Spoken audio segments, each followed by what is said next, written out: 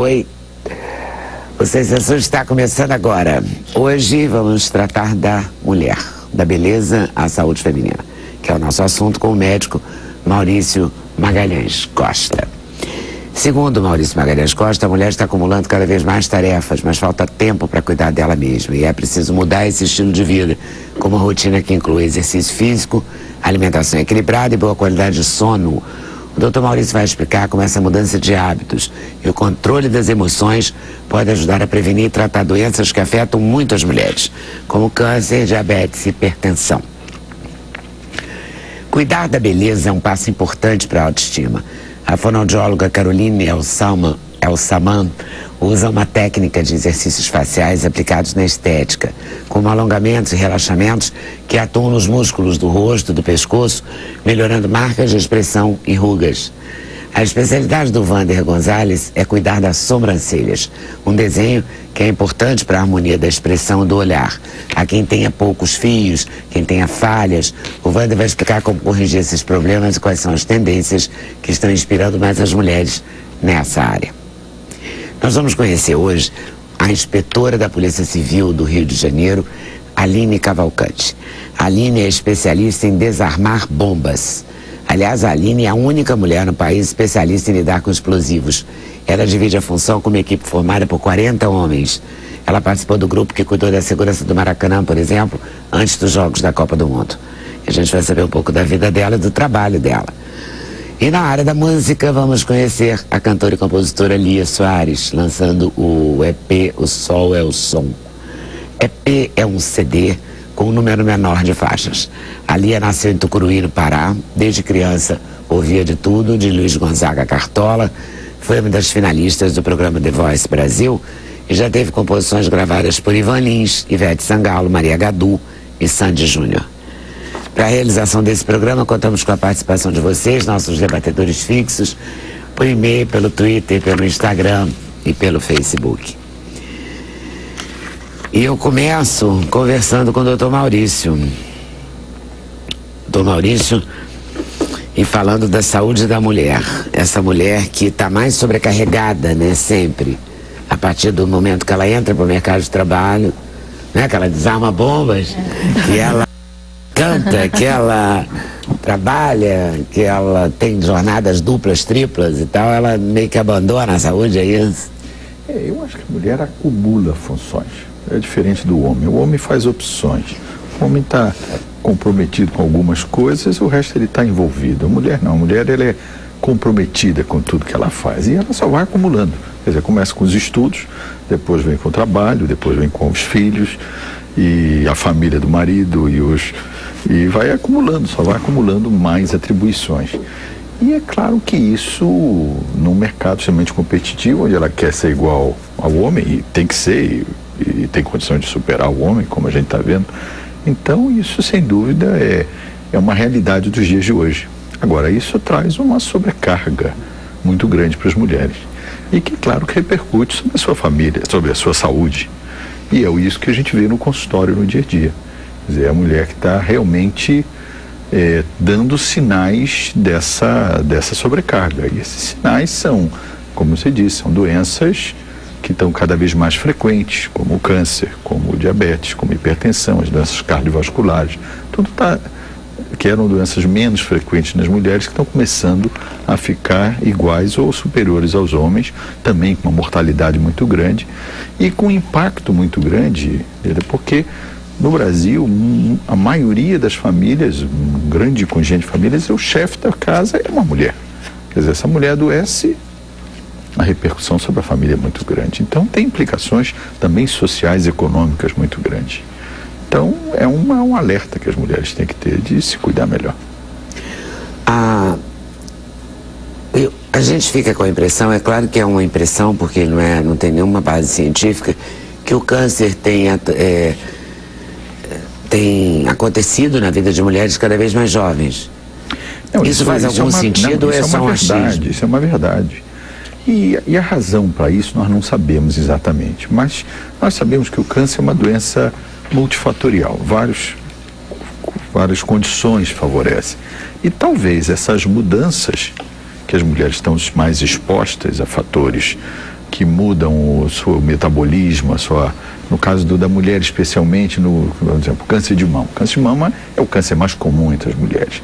E é o que nós estamos vendo cada vez mulheres mais jovens tendo câncer de mama. E isso seguramente... E ainda mata o câncer de mama? Ah, mata. Porque tem tumores que são muito agressivos, mesmo sendo detectados no início. Felizmente, na situação atual, 90% das mulheres que têm câncer de mama ficam curadas. Mas tem um percentual que mesmo precocemente, mesmo tratada adequadamente, a doença foge ao controle. É a característica da doença mesmo? É, a biologia. Talvez a genética dessa mulher. É a genética. A doença tem um fator genético, tem um fator de acaso e tem um fator de estilo de vida. É onde a gente pode agir, é no estilo de vida. É aí que entra, o que a gente tem mostrado? É que as mulheres, no caso do câncer, as mulheres que fazem o diagnóstico precoce, as mulheres que têm um estilo de vida mais saudável. Quando eu digo saudável, é equilibrado, que a gente tem que buscar um equilíbrio. Existe nada que seja proibido, nem nada que seja, mas tudo dentro de moderação. Então o que a mulher tem que fazer um equilíbrio na sua vida, seja profissional, seja... E, por exemplo, uma situação que a gente vê que reflete isso é a mulher que é um modelo que cada vez está sendo menos frequente, mas que eu vejo bastante no consultório. A mulher que teve filhos, cuidou dos filhos a vida inteira, chega aos 50 anos, ela se perde. Ela deixa de ser a protagonista. A mulher foi ali durante anos, cuidadora daquela casa, da família, todo mundo, ela girava tudo em torno dela. Quando ela chega nos 50 anos, 50 que é só para refletir uma data, ela perde esse papel de protagonista, porque o homem está trabalhando, envolvido na carreira dele, ganhando...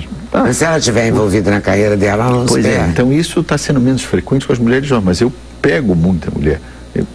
Ontem no consultório, mas 2 ou 3, a conversa foi essa. A mulher que está 50 anos, deprimida, triste, chorosa, e diz assim, mas eu sou tão feliz, eu tenho um marido maravilhoso, meus filhos são bárbaros, eu tenho todo... Mas cresceram. Mas ela tá, é o tal do ninho vazio. Aí o que eu falo para vocês, tem que se reinventar, vocês têm que, sabe, buscar agora, porque aí as doenças vêm daí.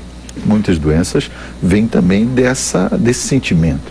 Então, é um conjunto, quer dizer, a atividade física é mandatória, a alimentação deve ser a mais balanceada possível, mas essa atitude diante da vida é que também faz toda a diferença dentro dessa saúde. E a atitude da mulher de engravidar cada vez mais tarde também resulta numa possibilidade de doença maior?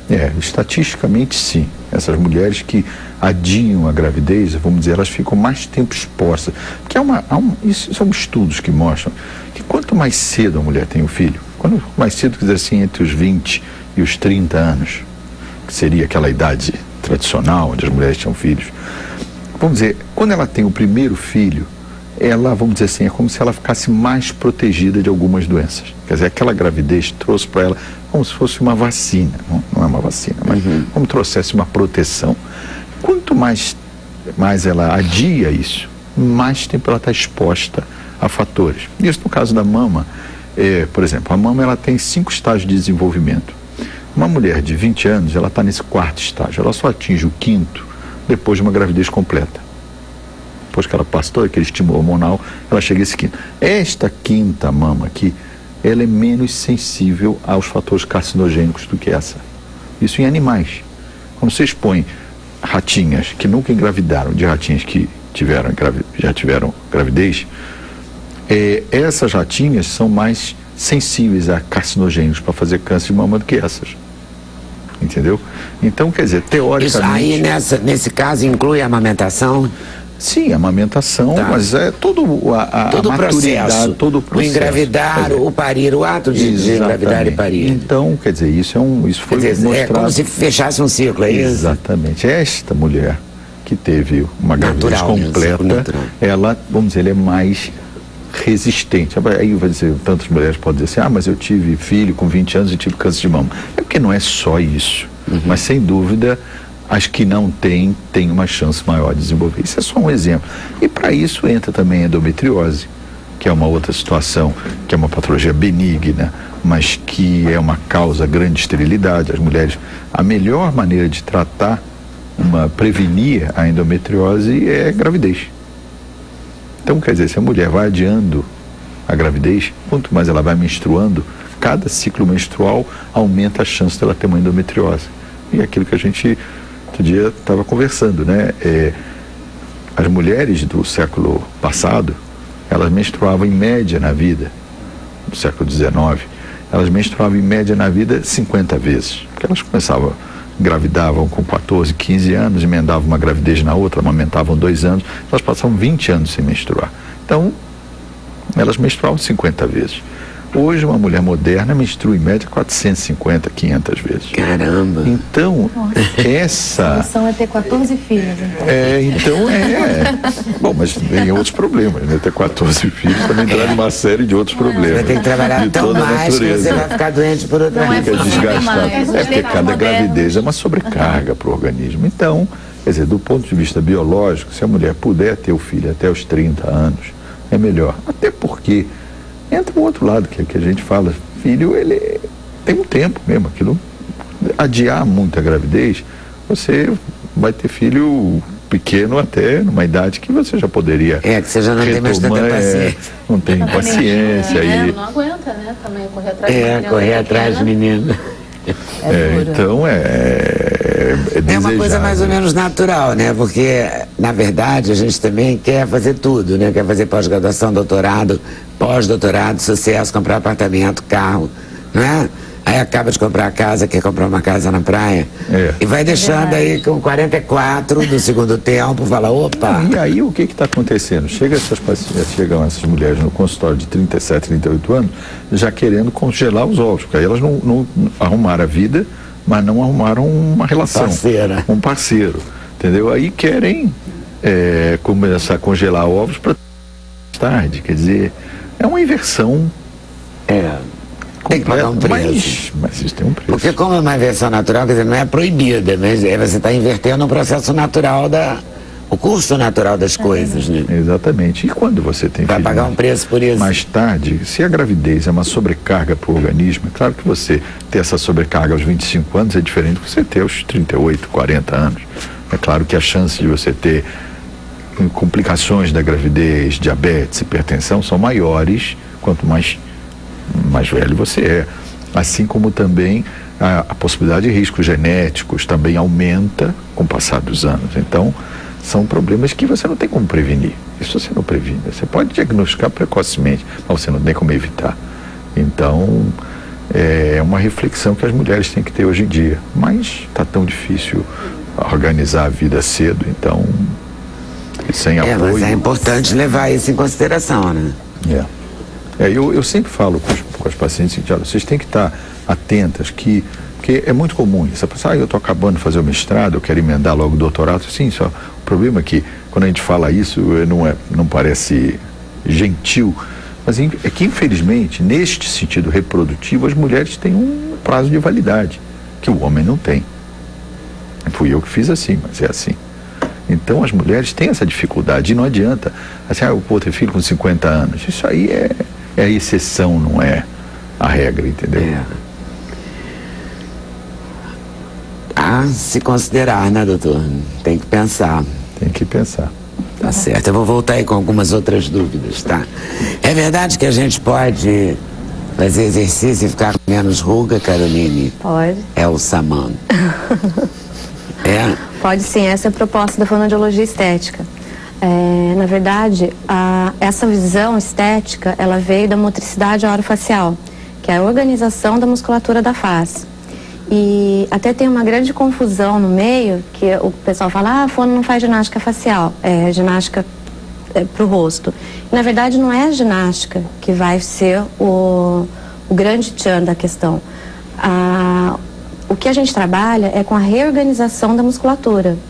Então, só que para eu reorganizar a minha musculatura, eu preciso lançar mão de alguns exercícios para eu engolir melhor, mastigar melhor, falar melhor. Então, se eu utilizo a musculatura de uma maneira adequada para mastigar, eu vou ter um resultado estético melhor. Né? Ainda fazendo um link com o Dr. Maurício, olha a mulher hoje em dia, o tanto de coisa que a gente tem que fazer. Então, assim, não é a nossa proposta fazer a mulher que tem que fazer mestrado, tem que cuidar da casa, que tem que ver supermercado, que tem que trabalhar, parar e fazer exercício. Não é essa a proposta. A proposta é a mulher parar, olhar para ela e saber exatamente como que estão essas funções, né? Como que ela está executando. Então não tem que parar uma hora do dia e fazer lá 3 séries de 15. Não é essa a proposta. Isso pode ser um pedaço do processo, né? Então, por exemplo, uma mulher que tem bruxismo, que é muito comum hoje, né? A mulherada ter. Bruxismo é quando eu aperto muitos dentes, né? ou durante o dia ou durante a noite. Eu ranjo os dentes. Briquismo, aperto. Bruxismo, ranger os dentes. Então eu vou ter uma sobrecarga do masseter, que é esse músculo aqui. Quando a gente morde, ele pula, que é o músculo mais forte do corpo humano. Quanto mais forte está o meu masseter, mais fraquinho vai estar o bucinador, que é esse músculo aqui da bochecha, né? Um bucinador flácido, a gente fica com uma aparência de um rosto mais caído. E o bucinador, na hora da mastigação, ele leva a comida para um lado, enquanto a língua leva para o outro, para o dente pulverizar o alimento. Então, quando esse músculo está fraco, a gente precisa, sim, trabalhar em terapia durante um período, mas depois o paciente vai aprender a usar essa musculatura no dia a dia e não tem, assim, que ficar parando o dia dele para fazer alguns exercícios. E faz como? Faz na hora de comer, na hora de dormir? Tem alguns estudos que falam que a gente mastiga mais ou menos 1 hora por dia, considerando todas as refeições, né? A deglutição é em média 2.000 por dia. Então imagina o que é 3 séries de 15 perto de 2.000 exercícios, né? Na hora que eu engulo, por exemplo, o que é importante? Não colocar força nos lábios, mas colocar na língua. Se a minha língua não sobe, divide a língua em 3, o terço anterior da língua tem que bater lá no palato, céu da boca, sem encostar no dente. Então, se a língua não tem essa tonicidade adequada, eu vou desenvolver um papinho aqui. Então, isso que a gente não faz ginástica facial. Vou comer o dia inteiro agora. Vou comer o dia inteiro alguma coisa. A consistência do alimento vai ser importante, né? A gente vem de uma dieta. A gente cada vez que for engolir, então tem que começar a parar para pensar se a gente bota a língua no lugar certo. O importante exatamente, mas se automatiza. Por isso que a gente trabalha com 3 meses básicos de terapia. Nesses 3 meses, você vai lançar a mão de alguns exercícios. Mas depois você vai automatizar e o importante é você fazer isso no seu dia a dia, né? A maneira de falar também. Tem gente que fala colocando muita força aqui nos lábios, ou fala com a testa, fala mexendo a testa o tempo inteiro. Então, assim, na verdade, o fonoaudiólogo quer reequilibrar essas funções todas e para isso a gente tem que fazer uma análise, assim, por que essa ruga está aqui? Uma ruga na testa, por exemplo, o que significa? Pode ser um palpebral, esse músculo aqui, flácido. Então, o mecanismo de defesa do organismo, o mecanismo de defesa vai ser eu ficar fazendo isso. Então, lá na sessão, a gente vai fortalecer esse músculo aqui para melhorar as rugas da testa. É um raciocínio clínico. Por isso que é importantíssimo a avaliação. Eu ver, assim, na primeira sessão, eu filmo o paciente falando, comendo. E a partir dessa filmagem é que a gente vai pontuar o que precisa ser mudado, vai lançar a mão de alguns exercícios para melhorar a função. Melhorada a função, aí vão ser hábitos do dia a dia. Passar o protetor solar. Na hora de passar o protetor, você pode dar um estímulo, a postura do dia a dia. Então, assim, é muito complicado, gente, fazer exercício na internet. Sabe assim, pegar exercício. Esse exercício é bom para ruga tal. O fonoaudiólogo não concorda com isso. Porque não é só o exercício que vai resolver o seu problema. Se você fizer um exercício e está com a postura errada, sua língua vai estar alterada, você pode prejudicar a sua face em vez de melhorar. Então, assim, não é... Por isso que a gente fala que não faz ginástica facial. Não é só a terminologia que o fonoaudiólogo não gosta de usar. É porque a gente não faz mesmo. A musculatura do rosto, ela é totalmente diferente da do corpo. A gente fala que o rosto precisa ser trabalhado assim como o corpo. Mas são coisas totalmente diferentes. O corpo a gente pode malhar. A gente tem um músculo, ele tem origem e inserção em osso. Então a gente trabalha com ancoragem fixa. Rosto não. Eu tenho origem, Às vezes eu posso ter a inserção em outro músculo ou uma inserção na pele. Então eu tenho que dar a ancoragem para o paciente na hora do exercício. Se esse paciente olha um exercício na internet e tenta fazer, reproduzir, ele pode estar comprometendo a estética da face dele. E o principal é a qualidade de vida, né, Leda? A gente pega assim, ó, na ginástica facial, tem alguns exercícios que ensina a malhar pescoço. A gente não trabalha, a gente vai trabalhar com o relaxamento dessa musculatura do pescoço. Platisma, esternocleido, aqui. Mas como é o relaxamento? Organizando postura, você manter essa postura e ao mesmo tempo tá com uma força. A força é diferente, tem uma grande diferença de tensão e força. Né? Quanto mais tenso eu tô, mais força eu tenho que usar. Mas, em compensação, eu tenho que ter uma força para garantir uma tonicidade adequada. Então, vamos pegar a musculatura da laringe. Tá? Porque todo mundo quer melhorar o pescoço. Todo mundo quer melhorar. Você não vai ensinar nenhum exercíciozinho? Não vou, porque isso não é importante. O importante não é a postura. Pra quem, cara? Doido pra me sonar no pescoço, eu não vou ensinar. Você nunca leu a Nora Ephron, como meu pescoço é um horror?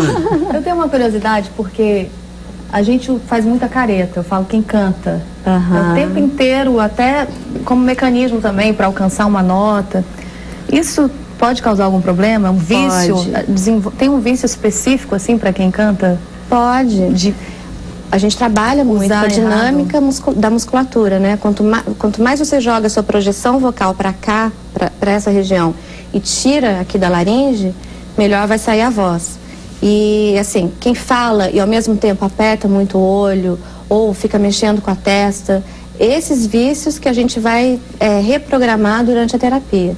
E o objetivo é reprogramar a musculatura para o paciente utilizar no dia a dia. E a gente já tem tanta coisa para fazer, né? Não tem que ficar horas na frente do espelho fazendo exercício. É difícil ter essa consciência, né? Exatamente. O que você faz, como você... Tá toda hora pensando, eu tô fazendo isso, tô fazendo certo, tô fazendo certo, tô mastigando certo, tô com a postura adequada. Arranjamos mais um problema. Mais um caso pro doutor Maurício resolver, mais um estresse. Mais um problema. Mais uma função para a mulher moderna. Leda, sabe o que é legal assim no trabalho? Eu gosto de trabalhar muito com a consciência corporal. A gente não muda aquilo que a gente não conhece. Então, assim, é um autoconhecimento. Quando eu começo a trabalhar a deglutição, eu começo desde trabalhando olfato, paladar. O cheiro está muito ligado a sentimento, né? Natal, é o cheiro do Natal, né? E isso que eu trabalho, é isso que eu resgato. Eu já vi um monte de gente falando, fazer fonoaudiologia é chato. Meus pacientes não acham chato, sabe? Eu acho assim, tem que ter prazer para realizar o exercício. É um momento botox, assim, né? Porque o botox foi criado por conta do estrabismo, etc, né? Foi para isso que ele era usado. Aí foi um efeito colateral ele esticar a pele. Então é a mesma coisa, né? Quer dizer, na medida que você trabalha, faz não sei quantas sessões, você melhora a pele como consequência, né? Por tabela. Volto aí daqui a pouquinho. Wander, ele melhora-se a sobrancelha, desenha-se a sobrancelha. A sobrancelha é fundamental para dar uma leveza no rosto, para valorizar o rosto. Muito. Toda vez que eu fazia a minha sobrancelha com o Gili, eu dizia pro Gili que o Gili me botava um botox. Quer dizer, claro que ele não bota botox, ele faz sobrancelha, mas ele faz tão bem que ele... Parece que abriu o rosto, né? Parece que fez algum tratamento estético. Isso acontece muito com muitas clientes minhas. Elas comentam, você fez um botox em mim. Por que é tão importante a sobrancelha? Porque, na verdade, é a moldura dos seus olhos, né? Nossa moldura dos olhos, né? Então a sobrancelha diz tudo. Uma pessoa, sobrancelha... Hoje mesmo você está perguntando uma coisa engraçada. Quando eu vinha para cá, quer dizer, antes de vir para cá, eu vim de táxi, óbvio. Eu vim de Maricá, que eu moro em Maricá, né? Aí vi uma senhora dentro do ônibus comigo. Gente, eu fiquei chocado com a sobrancelha dela. Ela tinha uma sobrancelha que era Eu nunca vi ninguém fazer uma sobrancelha daquela. Eu tinha quase vontade de falar para ela, senhora, muda essa sobrancelha, pelo amor de Deus. Era um arco assim, totalmente vinha até aqui embaixo na bochecha. Eu falei, o que é isso? Como é que a pessoa não se enxerga? Era feito? Não, lápis. Ela fez um lápis assim, tudo. Era assim, né? um arco para baixo, até aqui. Eu senti uma sobrancelha estranha.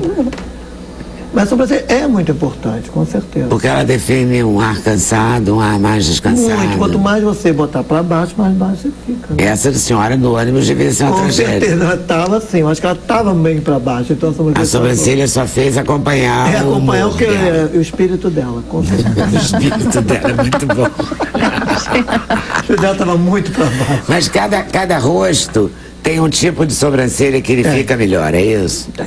A gente tem aqui oval, redondo, quadrado e longo. 4 tipos.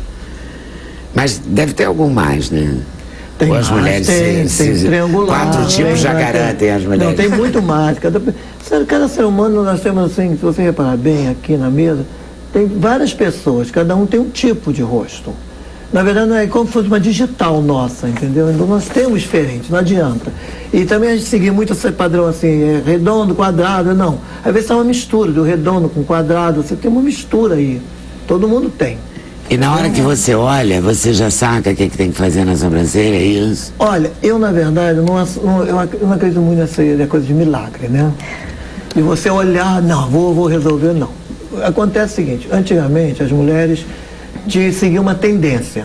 A moda é Marlene Dietrich, nos anos 70, por aí. Então as mulheres faziam uma sobrancelha, quando eu comecei, né? E as mulheres faziam uma sobrancelha muito fininha. E isso com o tempo foi sumindo. Foi a tendência, elas vinham engrossando as sobrancelhas, e elas foram se cuidando mais. Hoje em dia muita mulher sofre por causa disso, porque tirou demais. E com o tempo não nasce mais, né? Então, eu não acredito muito. Nada faz nascer sobrancelha?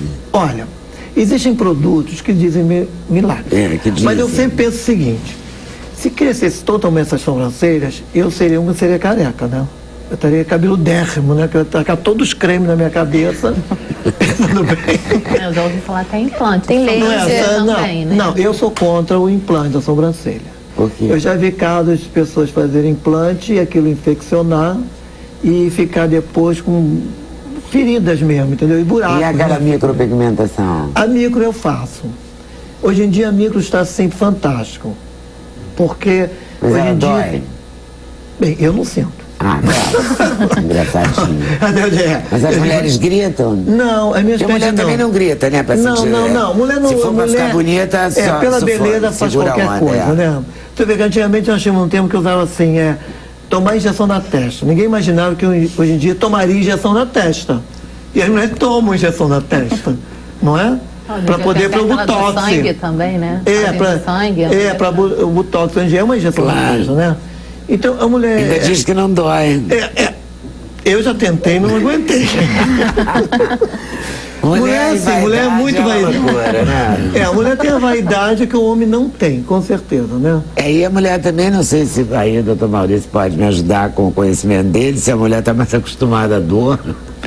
Ela acha mais normal entre as sentir dor. Não, mas é a motivação. Olha, você sabe que quando a gente faz cirurgia ginecológica e faz cirurgia ginecológica com plástica junto, a com plástica ela não reclama do pós-operatório da dor. Porque ela está na ilusão de que não, tudo pela beleza. Até porque geralmente o marido é contra. Então ela não reclama nada. Você está bem? Está sentindo alguma coisa?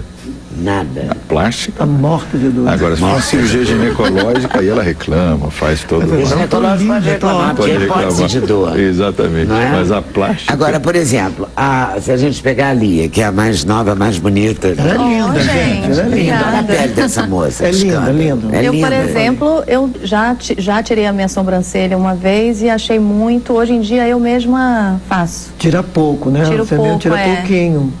Não sei, eu concordo com ele. Eu acho que é uma coisa muito. É sua personalidade. Pessoal, muito pessoal. Quando a pessoa tem personalidade, isso. Né? Me senti sem sobrancelha, sabe? Ficou fino, não sei. As pessoas talvez nem percebam tanto, mas eu me senti diferente. E tem pessoas... Aí hoje em dia.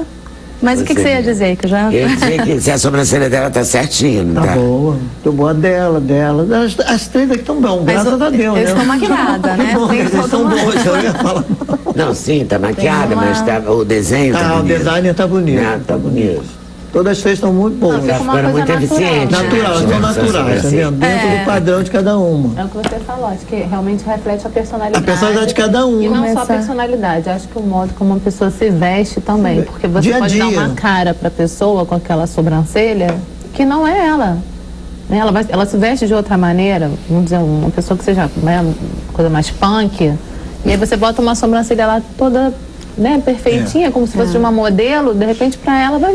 Eu acho que é tendência também, né? A tendência hoje em dia são mais grossas mesmo, elas são mais grossas, são mais naturais. Mas isso depende do rosto, depende né? do rosto, falando, assim. Às vezes tem pessoas que pedem, porque eu acredito muito, tem pessoas que têm muito pouco espaço, eu falo de olho à sobrancelha, né? Na pálpebra.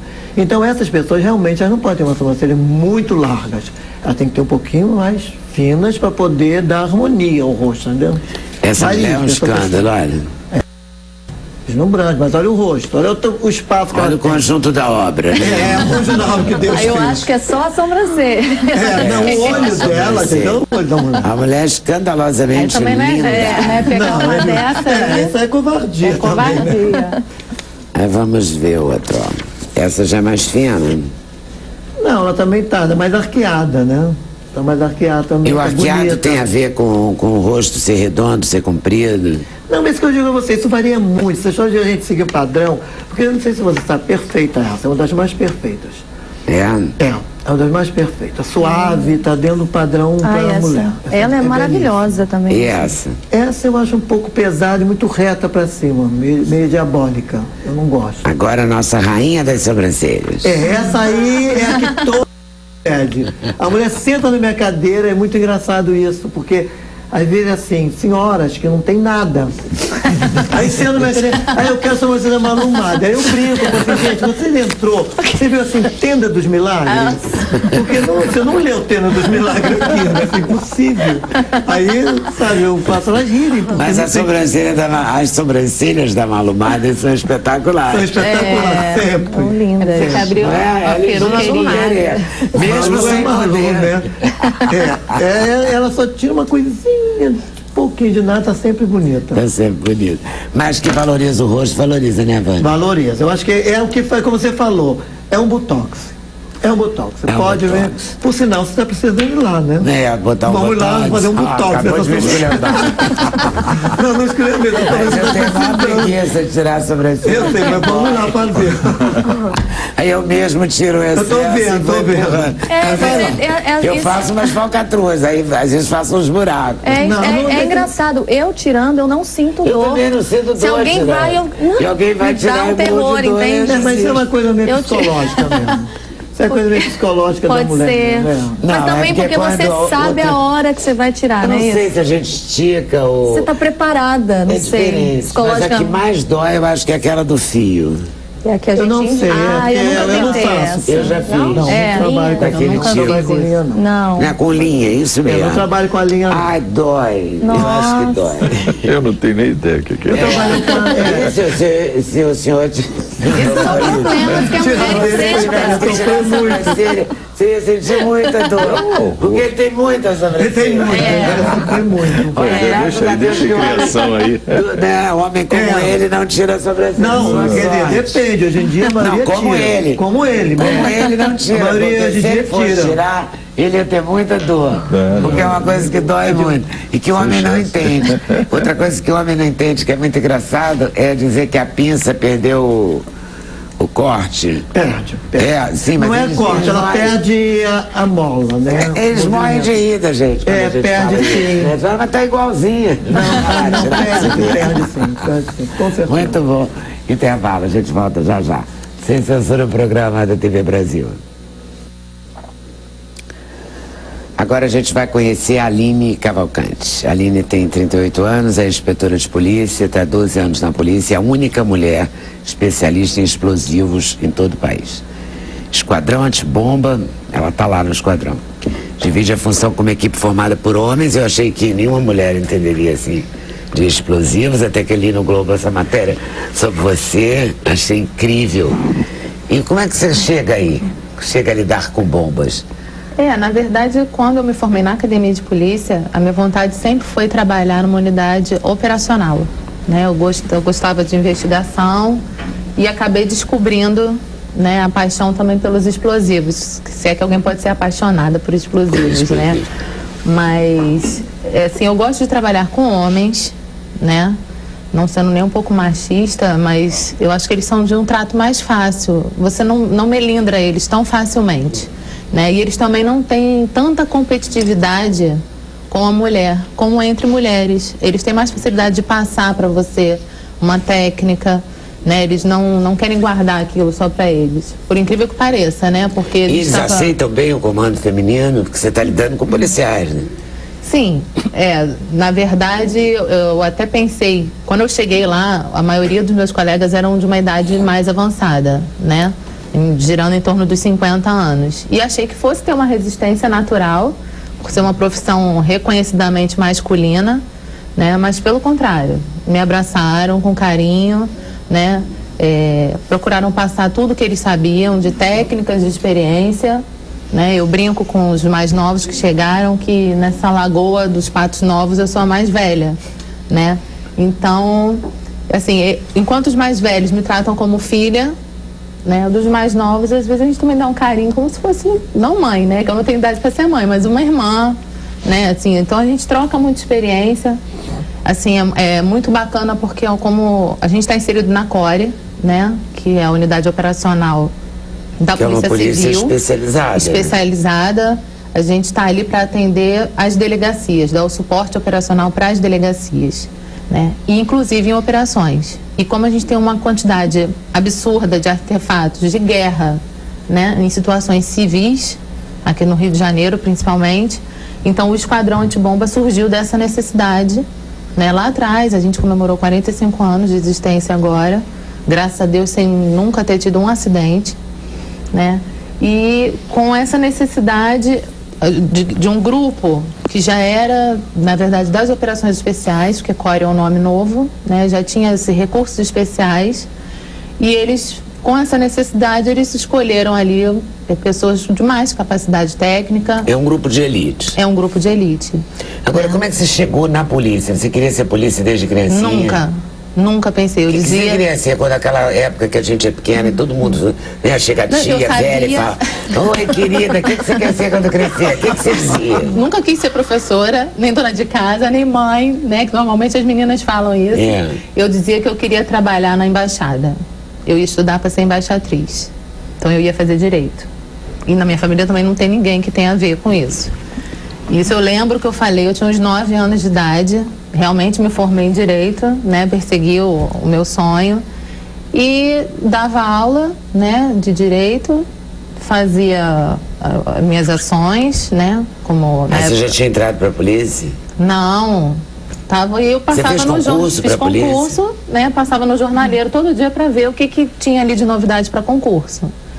E na época ele me dava o jornal e tal. Um dia abri o concurso para delegado e ele falou: olha, faz concurso para delegado e tal. Aí eu falei: não quero nada com polícia, não. A gente, né, fica com uma imagem de que realmente é uma coisa masculina. Eu, mulher, trabalhar como delegado. Eu falei: não quero. E passou, logo em seguida abriu o curso para inspetor, né? E oficial de cartório. E aí um dia eu fui pegar o jornal. Quando eu estendi a minha mão, ele falou: nossa, olha só essa mão, grande, né? Boa para bater. Eu falei: não, minha mão é grande, mas a paz é amor, né? Pra fazer carinho, né? Quanto maior a mão, mais carinho a gente faz. E ele me entregou o jornal. Isso era umas 3 horas da tarde. Aí eu fui abrir, que ele já me deu na página do concurso. De delegado? De inspetor de polícia. Inspetor de polícia. O homem cismou que você ia ser da polícia. Cismou. Acho que ele estava prevendo. Ele queria, porque queria que eu entrasse. E aí eu olhei, era até às 5 que tinha que fazer a inscrição para o concurso. Isso eram 3 horas. Na época ainda era o Banerj, né? E aí tinha que pegar alguma coisa no Banerj para pagar na Caixa Econômica, para tirar foto, para fazer 1 milhão de coisas. Eu falei assim: gente, mas eu acho que assim, me deu um branco. Que tinha que ser. Me deu um, sei lá o que na hora que passou na minha cabeça, eu saí correndo. Eu fui pro Banerj, peguei o papel, paguei na Caixa Econômica. Foto não era como é hoje, né? Que você vai tirar foto, fica pronto. Aí eu saí, eu falei: moço, pelo amor de Deus, eu preciso de foto, que eu vou fazer um concurso. Aí ele: amanhã eu te entrego. Eu falei: não, você não tá entendendo, é agora. Ele: mas minha filha, a foto tá molhada. Eu saí pela Uruguaiana, abanando a foto, soprando. peguei um ônibus, fui pro Maracanã. Ela resolve a bomba, entendeu? Ela chega... Essa foi a primeira bomba. Foi a primeira bomba que ela resolveu. Venceu a burocracia. Foi a bomba. Assim, foi uma coisa. E aí, eu cheguei no Maracanã, uma fila que dava a volta ao mundo, né? E aí... Falei, o jornaleiro não estava lá guardando seu lugar, não.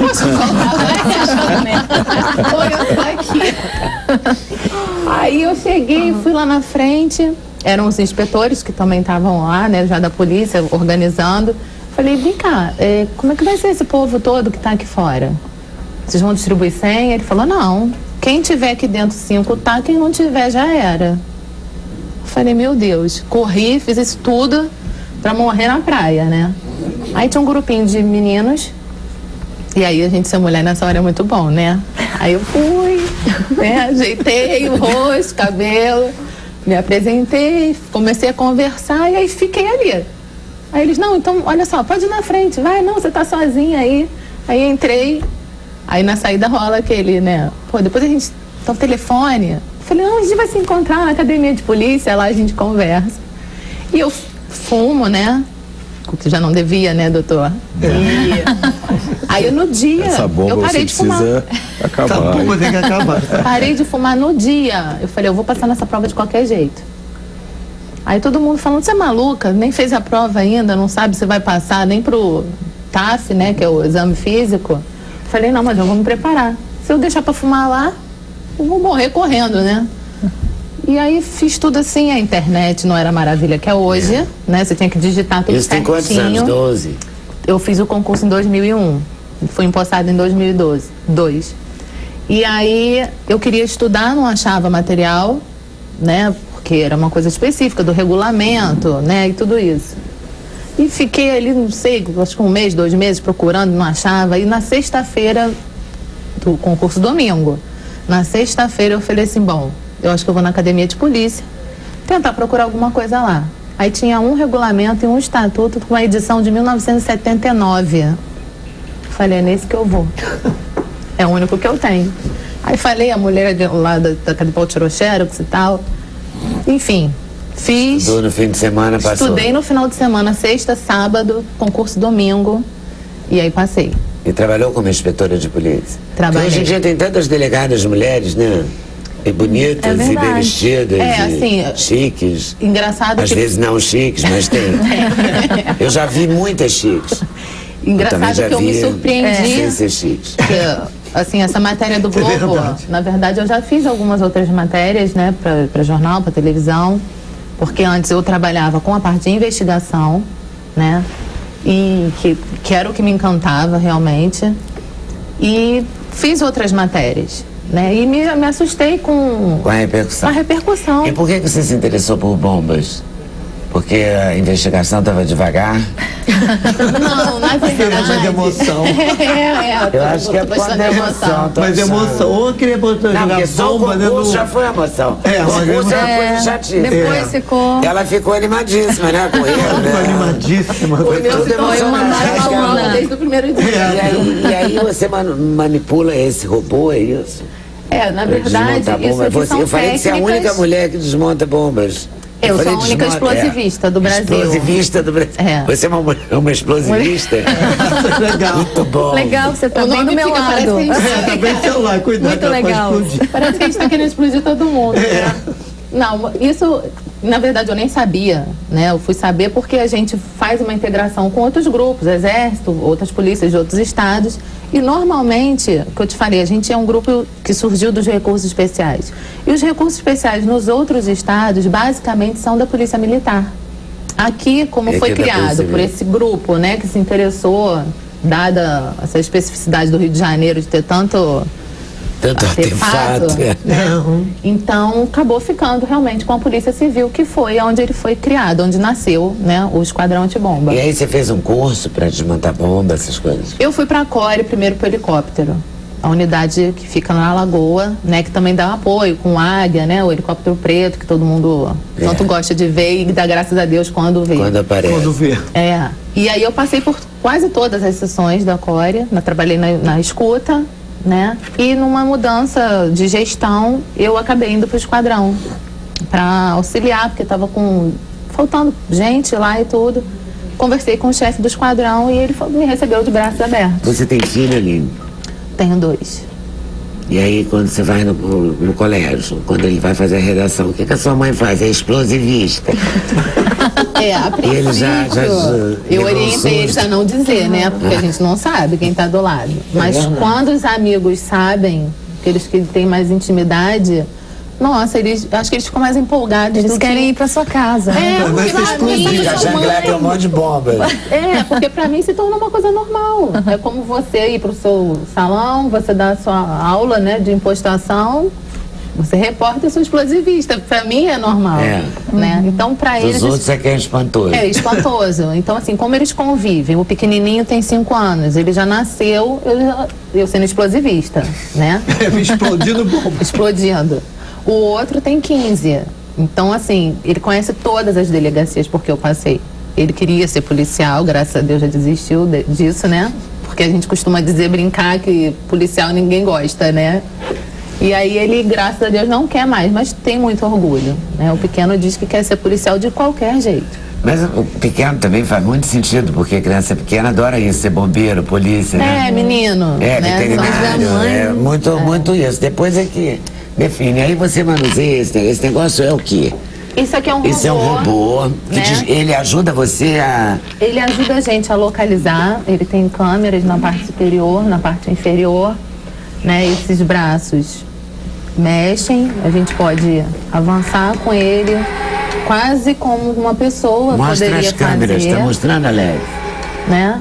Ele tem a câmera aqui embaixo. Ó, tem câmera embaixo e em cima, tá vendo? E através desse computador, como se fosse um laptop, a gente vê o que o robô tá vendo. Eles têm iluminação. Você pode andar com eles, né? Fazendo diversos movimentos. Inclusive, a gente opera, na maioria das vezes, aqui é uma demonstração, mas a gente não está perto dele, né? Ele serve justamente para os locais onde a gente não deve ou não pode alcançar de alguma forma, para não correr risco. O robô faz uma espécie de frente de batalha, é isso? Exatamente. Ele tem vai lá, ele desmonta a bomba? Não, ele pode te auxiliar, porque assim, quando a gente fala de esquadrão antibombas, normalmente as pessoas pensam naquela bomba de cinema, né? Com fiozinho, fio vermelho, fio azul, qual corta, né? Aqui no Rio, a gente não tem muito isso, né? Na verdade, o que a gente encontra mais são artefatos industriais, né? Ou artefatos caseiros que se assemelham muito a industriais, né? Eles usam pedaleira de motocicleta, porque ela tem já aqueles sulcos, né? Como se fosse realmente uma granada. E o trabalho maior que ele vai fazer, na verdade, é de manipular aquele artefato até que a gente pode usar um raio-x para saber o que tem ali dentro, se a gente encontra realmente explosivo ou não, né? Então ele vai fazer às vezes da nossa mão, né? Protegendo o operador. Protegendo o operador. Mas o operador pode ficar uma distância de até quanto dele? Olha, aqui a gente está no estúdio, eu poderia estar lá fora, com certeza eu conseguiria operá-lo, levar ele para o caminho que tivesse objeto suspeito. O alcance dele é bem grande, né? Mas normalmente você não fica uma distância tão grande assim, porque se você precisar de uma intervenção, se for uma bomba de tempo, né, que são as famosas de reloginho, vamos dizer assim, né? Se você souber o tempo que você tem que estar perto daquele artefato para poder tomar alguma providência. Aí a gente bota aquela roupa, né? Tem Aí é uma interação entre o robô e o operador do robô. Sim. O operador do policial que vai desarmar a bomba. Exato. O robô não desarma, ele localiza. Não, ele vai localizar, não é o termo assim, né? Ele vai te ajudar a manipular aquilo que você está vendo. Ele vai reduzir os riscos do operador. Riscos, exato. É a nossa maior preocupação. E você já encontrou bombas mesmo que explodiriam? Olha, a gente já teve casos de um gerente de banco que foi colocado explosivo nele. Um explosivo nele, né? Como colete. Um colete, bomba, né? A gente, isso há muito tempo, em 1976, se eu não me engano, teve a carta bomba aqui no Brasil, né? Que foi distribuída para várias embaixadas pela Organização Setembro Negro, né? E o nosso esquadrão foi... Tem gente que morreu, né? Exato, ao redor do mundo, né? Teve esse problema. Aqui no Brasil, segundo as notícias que nós temos, o nosso esquadrão foi o único que conseguiu desativá-la. Então a gente tem ela ainda, de uma certa forma, íntegra, né? Que foi objeto de estudo. E... Vocês fazem curso, sempre se atualizam? Sempre. É uma coisa, assim, muito dinâmica, né? Porque a imaginação também do cidadão que está do outro lado não tem limites. Não tem. Então a gente tem que estar sempre correndo atrás de novas informações. Fazemos muito intercâmbio, né? Principalmente com os países que têm um histórico de atentados, né? Espanha, Inglaterra. Então, agora tem uma equipe que vai para os Estados Unidos. Vocês fizeram uma varredura no Maracanã? Fizemos. Para a Copa do Mundo? Para a Copa do Mundo. A Arena Maracanã para a gente foi assim, o foco, né, do receio de um atentado, né? Porque no Rio de Janeiro seria muito mais provável. Mas a gente fez também todo um trabalho de retaguarda, né, antes da Copa, visitando, né, os centros de treinamento, os hotéis que esses atletas iriam ficar. E aí a gente procede a varredura, né, também vai uma equipe grande para buscar artefatos aí também em mais variados locais, né? Tem toda uma logística que a gente usa. Aline, o que você gosta de fazer normalmente? Você cozinha, você cuida de criança, você vai à reunião de pais? Olha, a gente tenta compor tudo isso, né? Tenta. Eu não tento tanto porque essa parte culinária, doméstica, não é a minha praia. Eu gosto realmente, eu sou orcaholic assumida, né?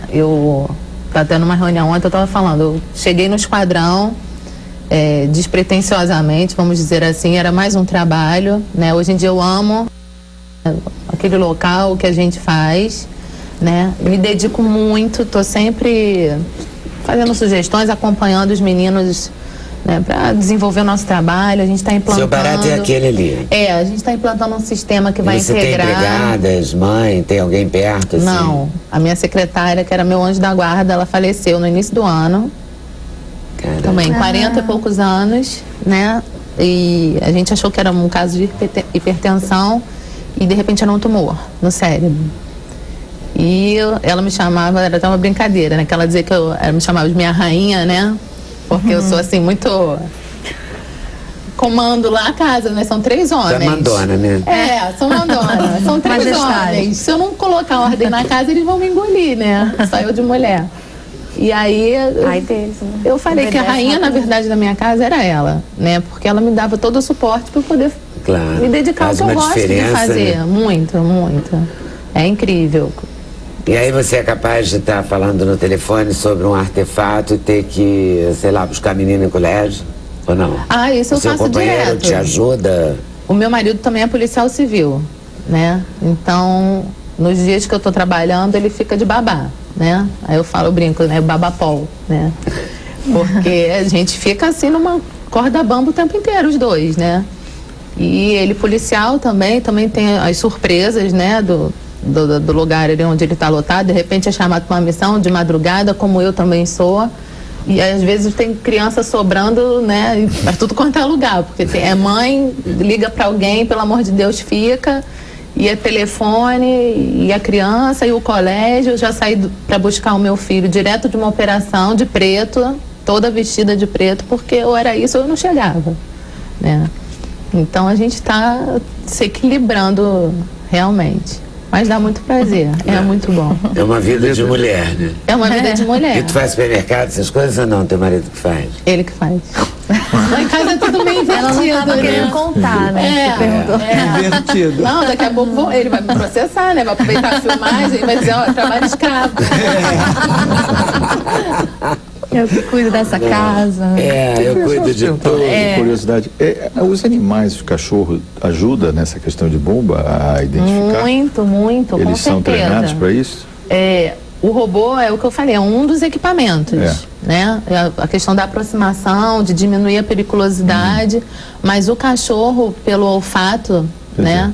Ele pode determinar pra gente se um artefato passou por aquele local.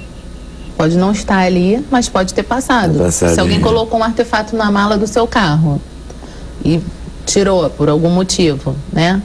Se tiver deixado algum resquício, pólvora. O cachorro detecta. Qualquer coisa assim, um cachorro é de muito auxílio, com certeza. Bom, também tudo que é importante é, né, usar todas as forças. Né? Com certeza. Uma situação dessa, qualquer ajuda, né, pode fazer toda a diferença. Valeu, eu vou rapidinho. Já aconteceu de um robô explodir uma bomba na hora que o robô está pegando a bomba? Aqui com a gente não, né? Com certeza em outros lugares já aconteceu, tem filmagens, eu não me recordo agora onde, mas pode acontecer sim, fora do Brasil. Ainda bem que não aconteceu aqui, né? Graças a Deus. E toma cuidado então. Vou pro intervalo e volto conversando com a Lia. A nossa Lia Soares, lindíssima. Para ela me explicar direito o que é isso que eu falei, que ela fez um CD que é um EP, não é isso? Isso. E aí é tanto de sigla, né? Um CD que é um EP, ela vai falar daqui a pouquinho. Sem censura no programa da TV Brasil. A gente estava aqui falando de como as loucuras, né? O mundo tá louco. Mas é coisa assim. Mas agora a gente vai falar mesmo de música, isso é coisa de intervalo. No ar, vamos falar com Lia. Lia Soares. O sol é o som. Lia de Tucuruí. Tucuruí mesmo? É Tucuruí, sudoeste do Pará. Isso, sou tucuruiense. Tucuruí. É quase que uma palavra percussiva, né? É. Tucuruí, tucumucumaque, né? Dá pra fazer música. Bom, dá pra fazer música. E você faz música desde cedo? Você é muito nova, desde cedo. Né? Não, nem tanto. Sou tão nova assim. Mas você ainda tá na época de poder falar a idade? Posso falar. Quantos anos você acha que eu tenho? 30 e poucos. 34. E não tenho filhos ainda. Inclusive eu fiquei preocupadíssima aqui, né? Mas, então, desde sempre eu quis ser música. Desde pequena? Eu queria ser cantora, eu queria ser música e astronauta. E aí, coisa simples, né, astronauta? Simples, Muito. Acho que são duas paixões, assim. Com o decorrer da vida, a música, ela foi ficando cada dia mais próxima. Mas aí você ganhou um violão? Tinha alguém na sua casa que tocava um violão? Como é que... Meu pai nunca foi um músico profissional, mas ele tinha cavaquinho, ele toca gaita, ele tinha uma loja de discos, né? Então acho que essa coisa pegou você desde cedo. Desde cedo, com 3, 4 anos eu pegava. A música estava presente na sua vida, né? Tava. Por isso que você ouviu de Cartola? Eu acho que numa época que o vinil, né? A gente pegava o disco, eu escolhia os discos na loja do meu pai e eu lembro que eu deitava para ouvir o disco, assim, era uma coisa bem romântica, né? Diferente de hoje em dia, assim, acho que hoje em dia a música ela tá aqui, mas as pessoas às vezes elas não prestam muita atenção, assim, ela é mais um artefato, assim, não sei se... Tem razão. Antigamente a gente parava para ouvir Vamos ouvir o disco tal. Vamos ouvir, saiu o disco da fulana, vamos ouvir, né? Vamos ouvir. Eu acho que, inclusive, entrando no assunto do EP, é até uma tendência moderna, de você gravar poucas músicas. Lógico que continua tendo um conceito, né? São 5, 4 músicas naquele universo musical que você escolhe, mas é uma coisa, isso é uma imaginação minha, assim, né? Eu acho que pode ser uma reflexão da nossa modernidade. As pessoas estão lançando singles, uma música aqui, outra ali. E eu acho que o EP é esse CD mais compacto. O EP tem menos faixas que o CD, é isso? Isso. Tem quantas? Isso é um EP? Isso é um EP. Que foi lançado digitalmente pela Som Livre e... Tem 5 faixas? 5 faixas. Na verdade, pra mim, né, assim, que eu tô sempre compondo e criando muita coisa, foi bem complicado escolher 5 faixas. Eu queria gravar 10, 15. Queria fazer 13, né? Mas acabou sendo um EP também, porque eu vou gravar meu DVD agora, dia 2 de outubro, em Belém. E eu não tinha muito tempo para ficar no estúdio criando um novo trabalho. Eu falei, não, vamos fazer uma coisa mais reduzida para eu focar nesse meu DVD. E como é que você trabalhou a compositora? Quer dizer, uma coisa é você gostar de música, aí você pode tocar, você pode até compor para você mesma, mas como é que chega na Ivete, chega no Ivan? Pois é, isso foi com... Eu saí lá de uma cidade pequena do interior do Pará, né? Fui estudar música, violão clássico em Santa Catarina, que eu ganhei uma bolsa, fui estudar música lá.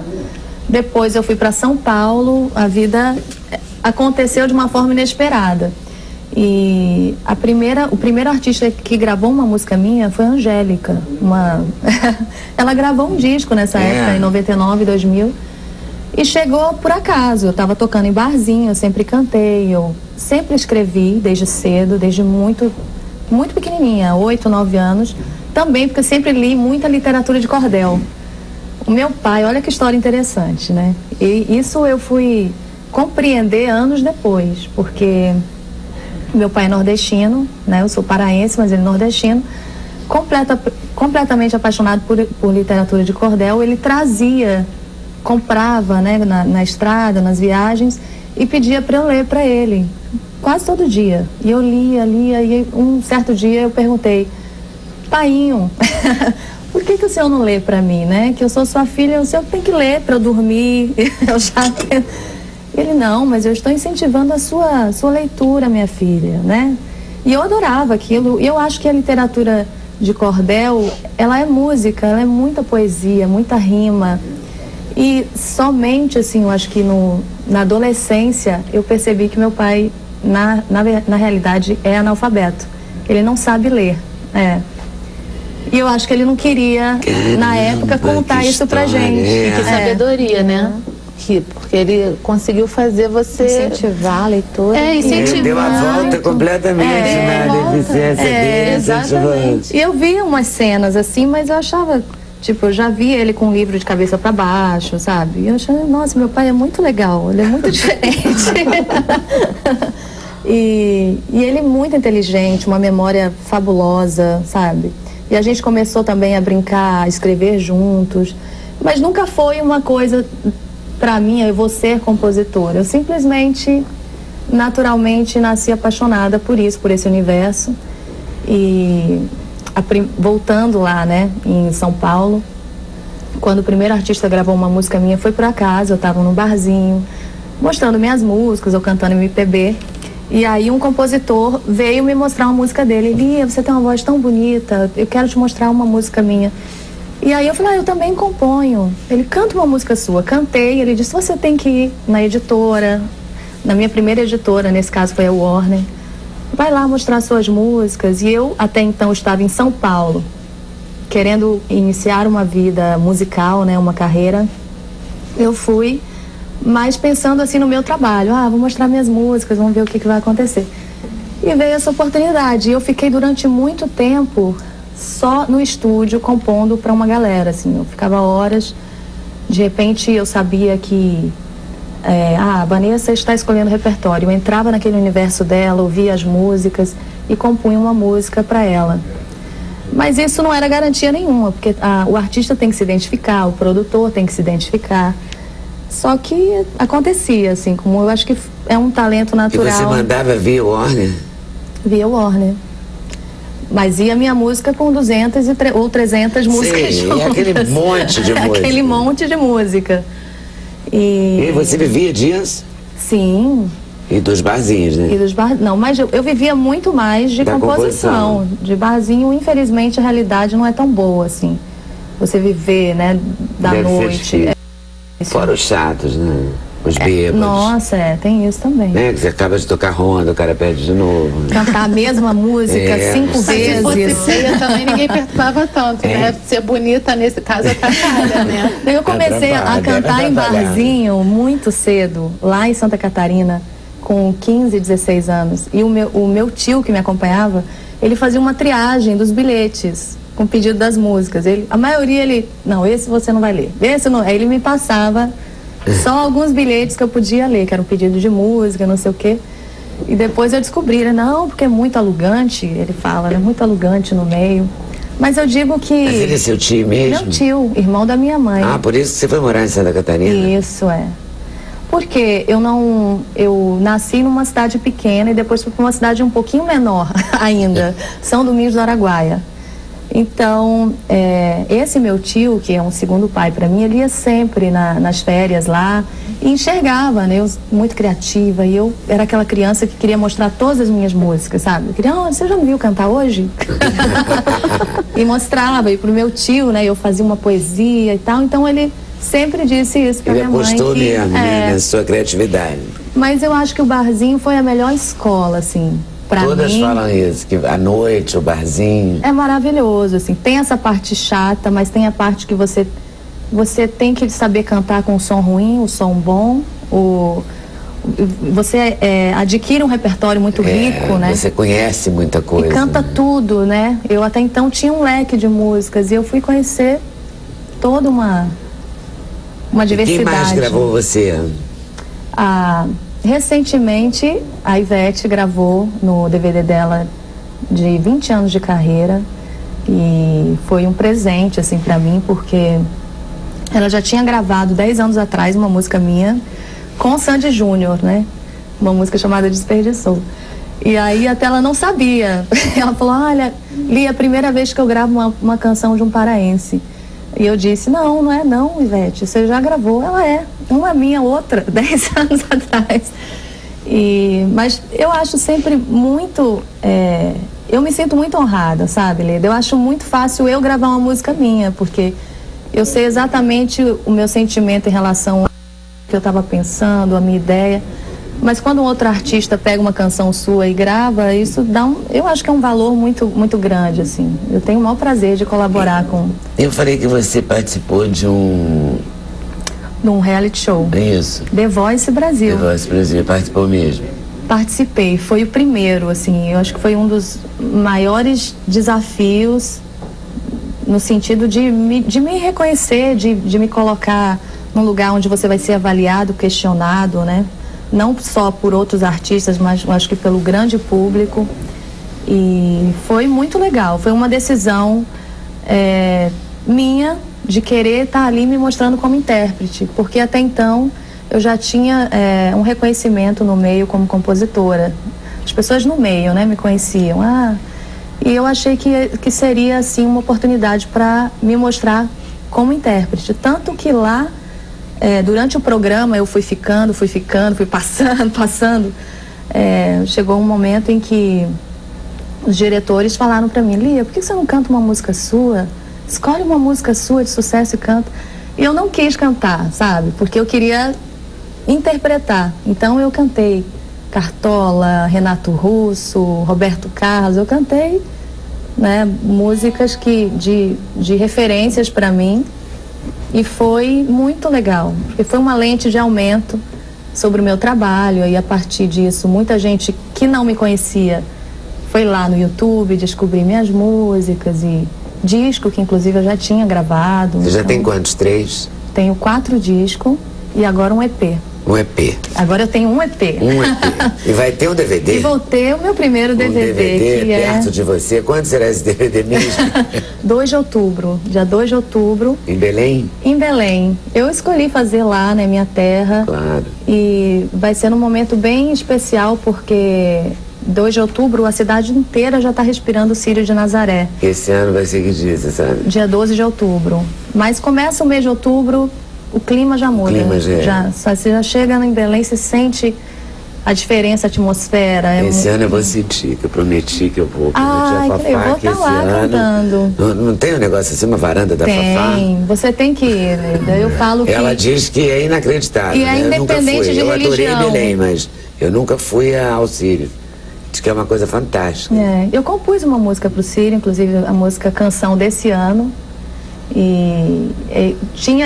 Eu senti isso, uma pressão também do povo paraense. Lia, você é uma compositora, você não vai fazer uma música para Santinha? Mas eu ficava naquela, assim, porque realmente é um assunto que mexe muito com o emocional, assim, do povo paraense. É forte. É muito forte. Muito forte.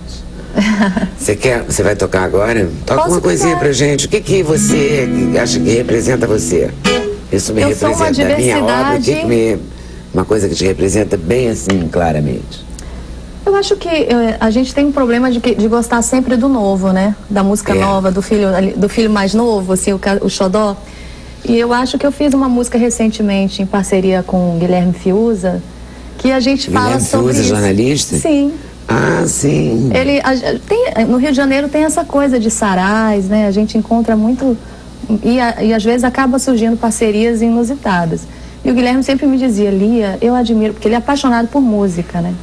Eu admiro quem sabe fazer uma música, porque eu não sei escrever uma música. Claro que sabe, você, né, você é um letrista e tem muita musicalidade, ele toca, né, apaixonado por Beatles.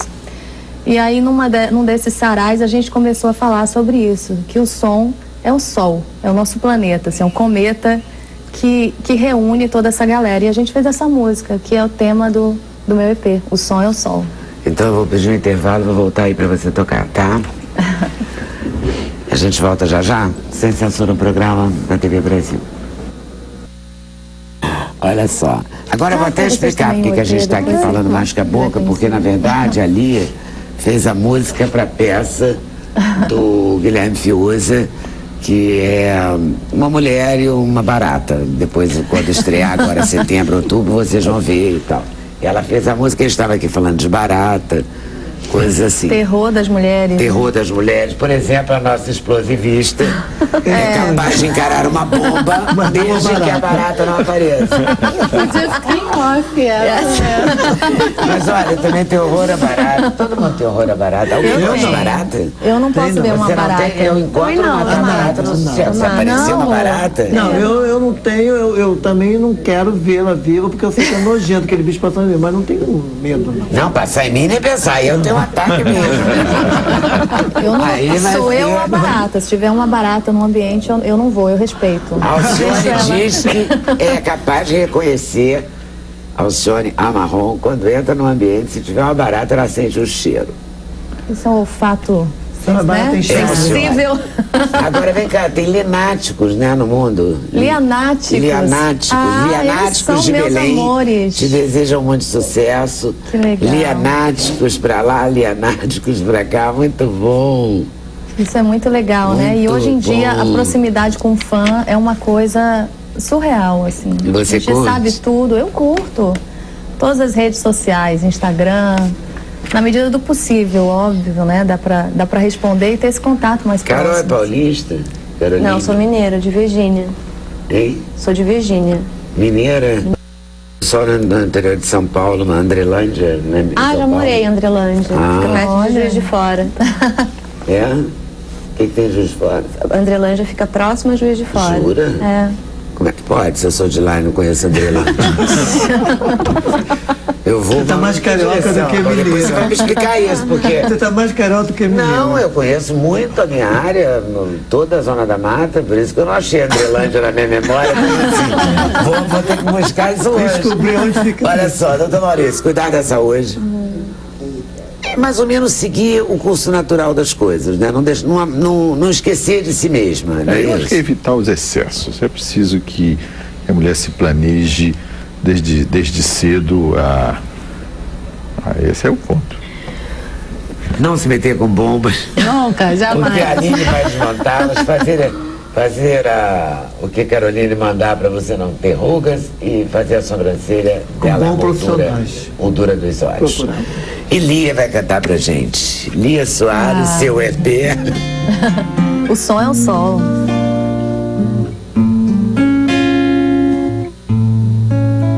O som que sai ao sol, serve mais um gole desse sal, que a seiva desse mal é só o bem.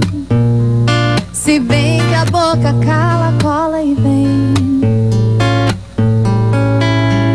Quero que não sei, acho que não vejo e já achei. Eu sou o sal da vida que eu sou. A língua que não fala é o seu e o meu sol. Cometa que rege o dom, baixando no seu leblon. Incêndio no segundo andar, gente derretendo em paz. Nem deu tempo pra parar de pensar, nem deu tempo pra parar de pensar, nem deu tempo pra parar de gostar de você, de você. O som que sai ao sol, serve mais um gole desse sal, que a seiva desse mal é só o bem. Se bem que a boca cala, cola e vem. Quero que eu não sei, acho que não vejo e já achei que o som é o sal da vida que eu sou. A língua que não fala é o seu e o meu sol. Cometa que rege o dom, baixando no seu leilão. Incêndio no segundo andar, gente derretendo em paz. Nem deu tempo pra parar de pensar. Nem deu tempo pra parar de pensar. Nem deu tempo pra parar de pensar em você.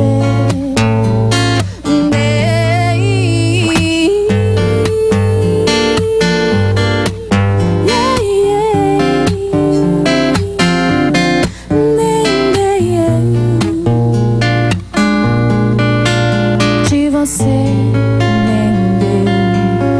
nem deu tempo pra parar de pensar. Valeu, obrigada a vocês por terem vindo e vocês por estarem nos assistindo. Boa tarde, boa noite, até amanhã, se Deus quiser. Valeu.